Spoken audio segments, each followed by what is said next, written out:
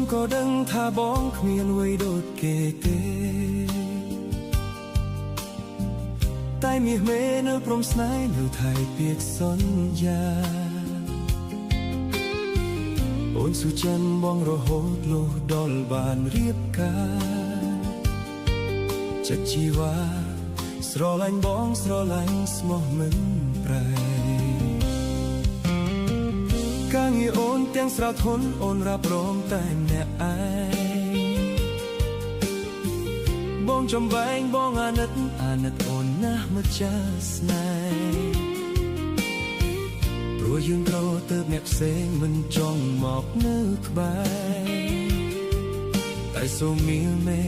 អូនកុំព្រួយធ្វេបើមានបងប្រពន្ធនៅលំបាក